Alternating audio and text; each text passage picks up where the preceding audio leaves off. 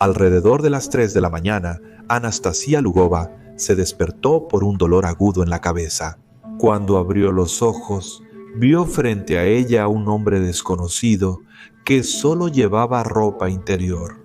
Él la sostenía por el cuello, la golpeaba repetidamente e intentaba violarla.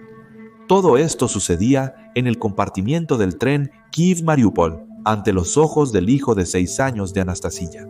Queridos, pues partimos de la estación Strashne.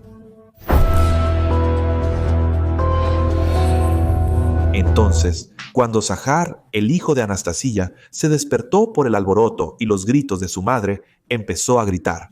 El niño estaba asustado y le pedía al atacante que no lastimara a su mamá. Sin embargo, las súplicas del niño solo enfurecieron al criminal. Se dio la vuelta y levantó la mano para golpear al niño, Zahar. Anastasia logró detener la mano del hombre a tiempo. Por suerte, para calmarlo un poco y bajar la guardia del criminal, la mujer prometió hacer todo lo que él quisiera. Si él dejaba en paz al niño, a su hijo, bueno, funcionó. La agresión del hombre disminuyó. En cambio, se excitó mucho. Se quitó los calzoncillos y empezó a acosar a Anastasia. Ya, como pueden imaginar, sin ropa. La mujer en ese momento ya entendía que debía actuar con astucia y cuidado para no provocar un nuevo estallido de ira en el atacante. Simplemente no podía salir del compartimiento porque el hombre, antes de golpearla, había bloqueado la puerta. Así que Anastasia decidió esperar el momento adecuado y escapar junto con su hijo. Y por ahora no le quedaba otra opción más que seguirle el juego al agresor. Así que, cuando él empezó a acosar a la mujer, ella le pidió que esperara un poco, argumentando que su hijo aún no dormía y lo veía todo. El hombre aceptó. Anastasia empezó a calmar al niño, mientras el delincuente le acariciaba las piernas, la besaba y le decía: «Sé inteligente, sé una buena niña y no volverás a salir lastimada».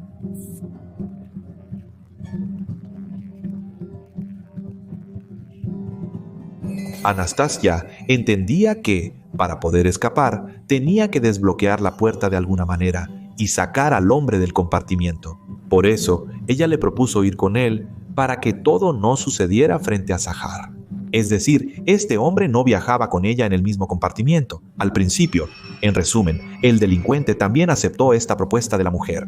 Él se envolvió en una sábana y la llevó a su compartimiento. Cuando entraron, el hombre inmediatamente bloqueó la puerta. Otra vez, al encontrarse en un espacio cerrado, Anastasia empezó a examinarlo. Le llamó la atención un melón partido que estaba sobre la mesa. Había un cuchillo clavado en la fruta. Entonces la mujer entendió que gritar y pedir ayuda no era una opción en esa situación. Ella temía que, si ese hombre era capaz de golpear a una persona indefensa, probablemente nada le impediría matarla para que no gritara. Mientras todos esos pensamientos se arremolinaban en la cabeza de la mujer, el atacante ya se había quitado la sábana y volvió a acosar a Anastasia. En ese momento, en otro compartimiento, Zahar empezó a llorar y a llamar a su mamá. Al escuchar esos gritos, Anastasia entendió que esa era su oportunidad de salvarse. Ella se dirigió al atacante y le dijo que tenía que calmar a su hijo. De lo contrario, sus gritos despertarían a todos los pasajeros del tren. ¿Y acaso él lo necesita? El delincuente, a regañadientes, pero aún así dejó ir a la mujer. Pero antes de que ella se fuera, él le ordenó regresar inmediatamente después de que Zahar dejara de llorar y gritar. De lo contrario, el hombre amenazó con que encontraría a Anastasia y entonces le esperaría algo mucho peor que una golpiza y una violación. Al salir del compartimiento del hombre, la mujer corrió con todas sus fuerzas al suyo, tomó a su hijo y corrió hacia el asistente del tren. Sin embargo, ella estaba dormida y medio dormida no entendió lo que pasaba, por lo que no pudo reaccionar rápido ni ayudar de alguna manera. Mientras tanto, el atacante se dio cuenta de que Anastasia había escapado y no planeaba regresar. Se envolvió en su sábana desafortunada y empezó a perseguir a la mujer. El hombre incluso tuvo el descaro de gritar que Anastasia no era una víctima de golpizas y acoso, sino su legítima esposa, que se estaba inventando cosas. La mujer, al darse cuenta de que no encontraría salvación en ese vagón, corrió hacia otro. Ahí, ella tocaba la puerta de cada compartimiento que encontraba en su camino, pero, lamentablemente, ninguno de los pasajeros del tren se apresuró a ayudarla. Solo cuando Anastasia llegó corriendo hasta la conductora de ese vagón, la nueva, la trabajadora del ferrocarril la escondió en su compartimiento y le informó al jefe del tren sobre el incidente. En ese momento, aún faltaban más de 3 horas de viaje hasta Kiev, a donde Anastasia se dirigía ese día con su hijo. Para que entiendan, ese tren no hace paradas frecuentes, así que yo tenía una opción. O detener el tren en medio de la noche en un lugar desconocido y esperar a la policía, o seguir hasta Kiev, y yo elegí la segunda opción. El jefe del tren dio la orden de que vigilaran al desconocido y no le permitieran escapar, porque él amenazaba con accionar el freno de emergencia y romper la ventana. A las 7:11 llegamos a la estación Kiev-Pasachirsky, donde nos esperaba un grupo de policías llamados por mi esposo. Tomen en cuenta que quien informó del incidente a la policía fue el esposo de la víctima y no los empleados de Uxaliznytsia. Es más, según Anastasia y su esposo, los conductores no solo no lo hicieron, sino que también le ofrecieron dinero a la víctima para que la pareja no acudiera a las autoridades. De esto habló más tarde el esposo de Anastasia. Como se supo después, él viajaba en ese tren, en ese vagón sin boleto. Esto confirmó que los conductores tampoco querían, no llamaron a la policía. O sea, la policía fue llamada por mí y los conductores le decían, no llames a la policía, por favor, él está dispuesto a pagar. Nastia dijo, no, yo no aceptaré ningún dinero de él, solo justicia, y los conductores dijeron, entonces estamos dispuestos a pagar todo lo que tenemos. Mencionaron una cierta cantidad y en principio ofrecieron un soborno para que ella no llevara este caso a los tribunales, para que no lo demandara porque dijeron que los despedirían del trabajo. Precisamente, gracias a que Anastasia no aceptó tomar dinero ni del atacante ni de los empleados del ferrocarril y se negó a encubrir el incidente, lograron detener al delincuente. Poco después, se le impuso una medida cautelar de detención por 60 días sin derecho a fianza. Más tarde se supo que el hombre se llama Rutsko Vitaly Yevenovich. Nació en 1975 en Zaporilla. Antes del ataque a Anastasia, Vitaly, de 45 años, ya tenía 3 condenas previas. En 1990 por vandalismo. En 1996 estuvo en prisión por robo de automóvil y en 2008 volvió a la cárcel por otro robo. Ahora, por el ataque a Anastasia, nuevamente enfrentaba una condena de hasta 7 años de prisión. Mientras Vitaly esperaba el juicio que decidiría su destino, Anastasia y su hijo tuvieron que pasar por un largo proceso de rehabilitación. Las lesiones que su agresor le causó a la mujer resultaron ser bastante graves.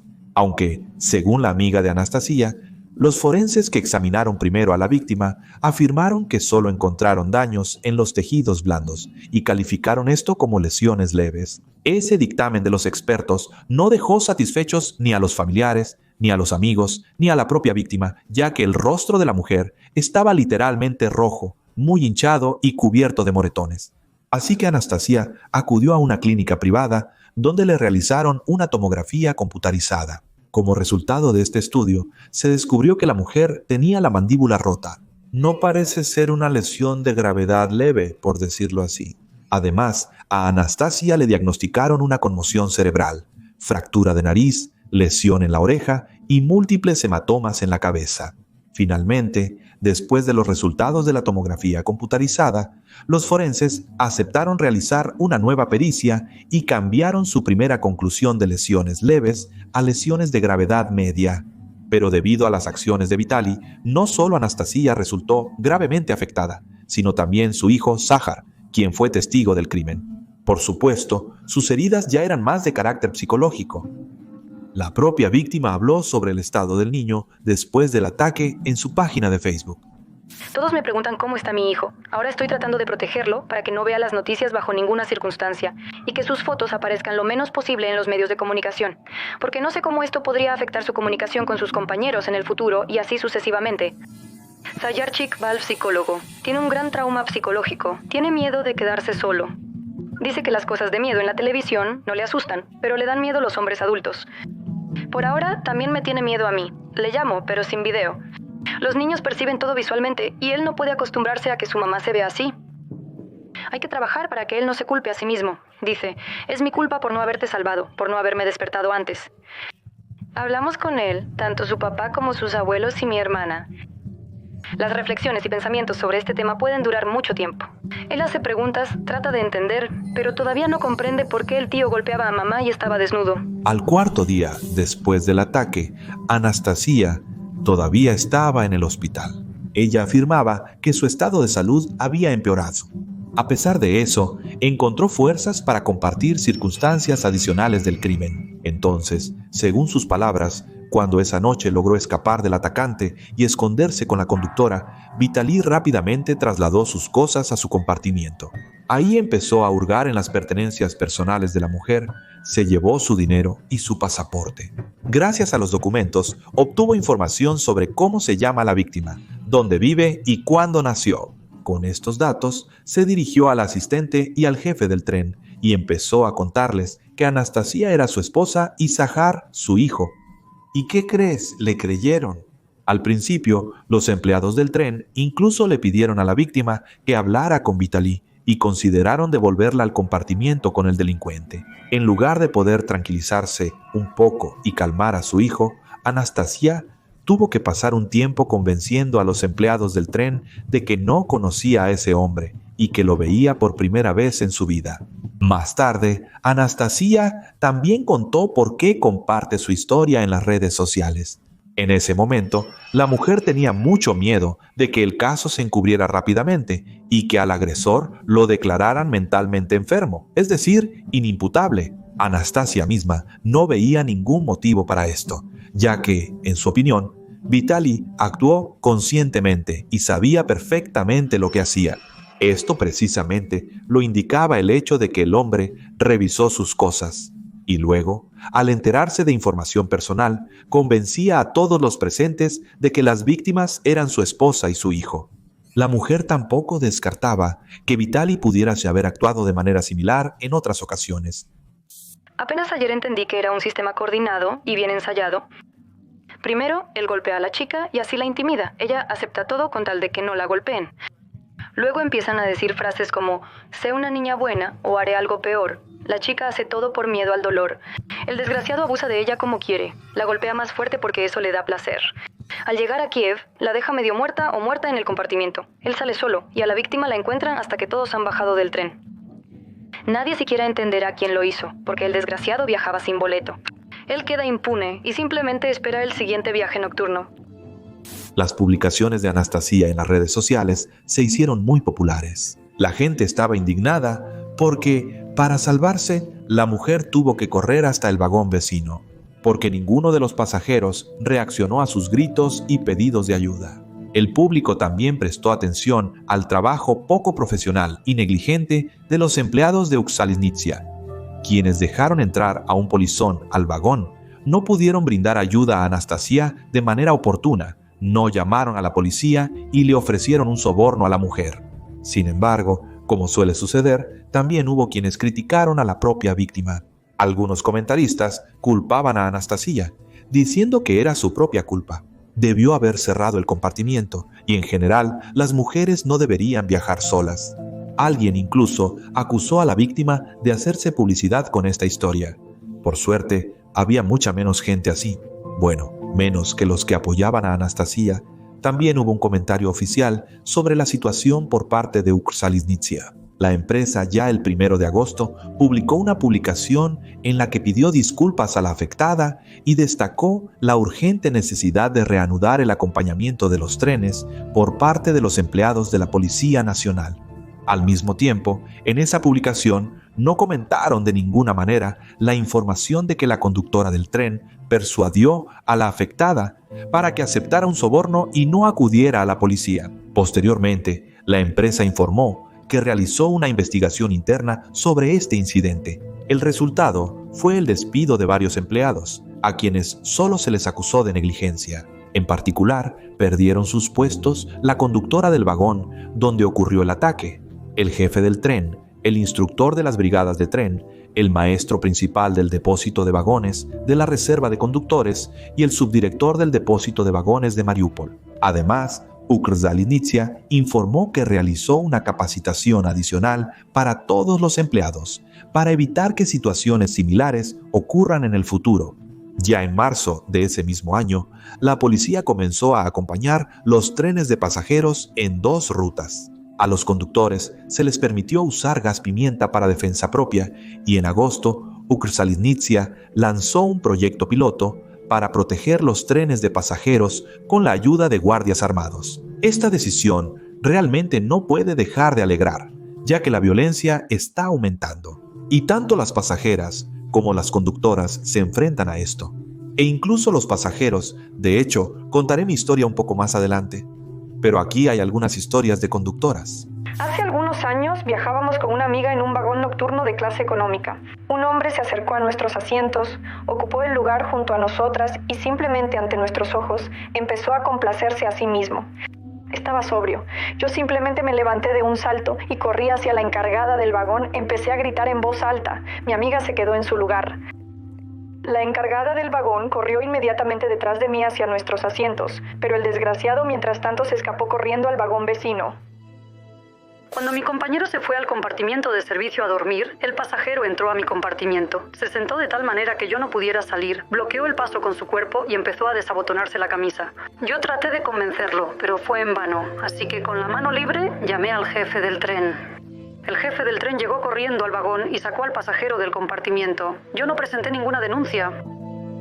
El pasajero irrumpió en mi compartimiento, cerró la puerta, en un segundo se desnudó y me arrojó sobre la litera.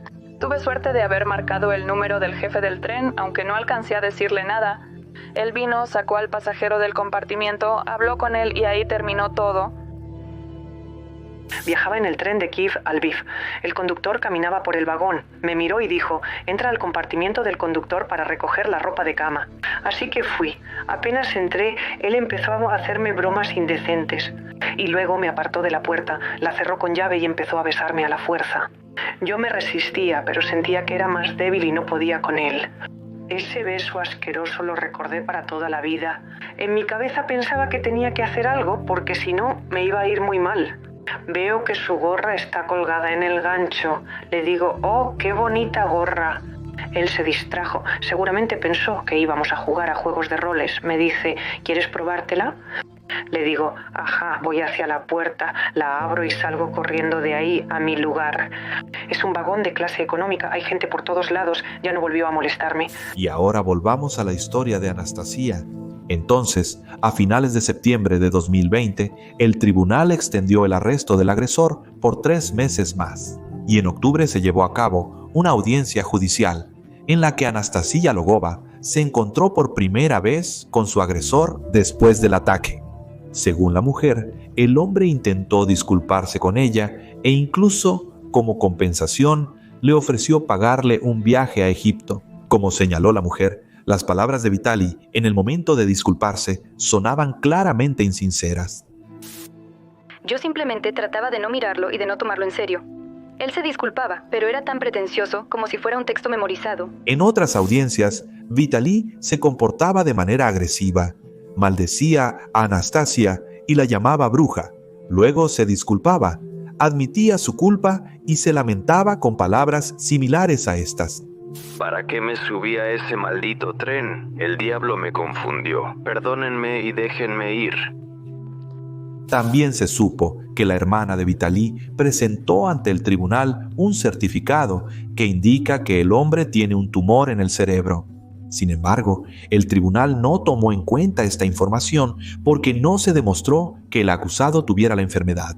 Solo había un certificado. Sin embargo, en abril de 2021, se supo que Vitali Rutsko había fallecido, sin haber esperado la sentencia. Según la información proporcionada por la Fiscalía de la ciudad de Kiev, el 10 de abril el hombre se sintió mal y ese mismo día fue trasladado del centro de detención preventiva al hospital, donde el día 13 falleció.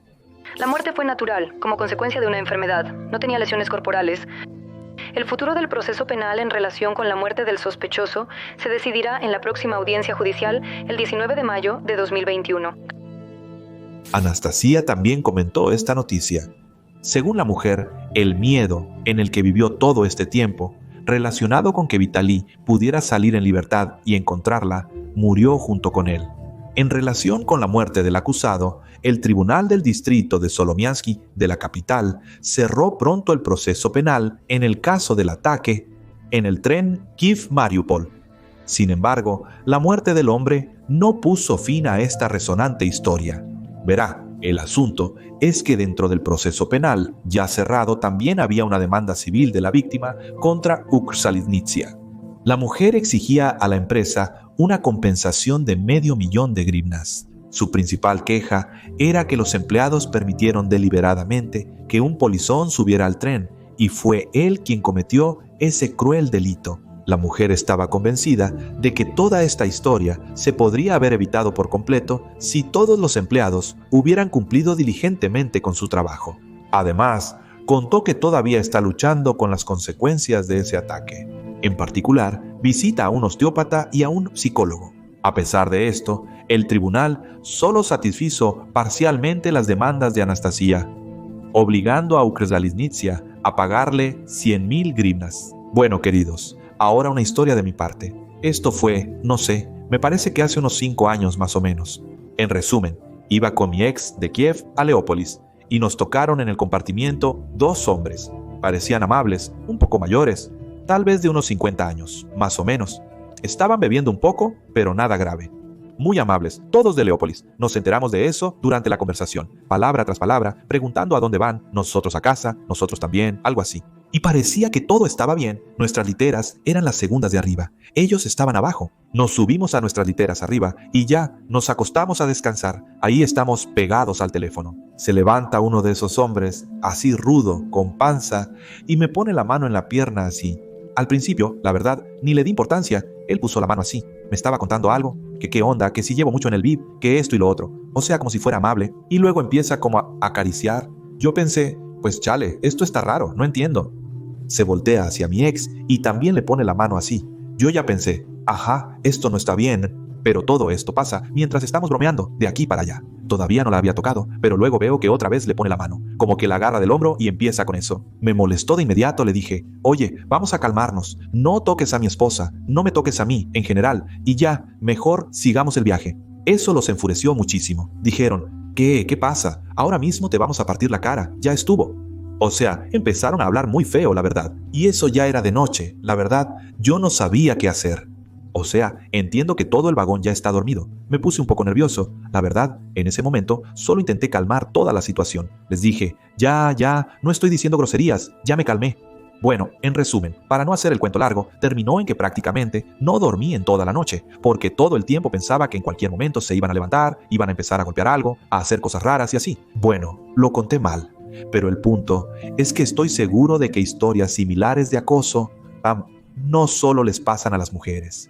Aunque sin duda son la mayoría, pero incluso yo estuve en una situación así, donde al mismo tiempo se podría decir que también me estaban acosando a mí. Eso definitivamente fue eso. Es la primera vez en mi vida que me pasa algo así, pero sí creo que eso fue lo que pasó. Y es horrible, es asqueroso. Me da mucha pena que haya muchas mujeres que pasan por esto, por algo similar. Es una chingadera, la verdad ni sé qué decir. Escriban sus historias en los comentarios y por favor, cuídense mucho, cuiden a sus seres queridos y a sus familiares. Sean cuidadosos, como siempre, con quién dejan entrar a su vida, a quién dejan quedarse ahí. Y manténganse sanos. ¿Saben qué? Siempre que sea posible.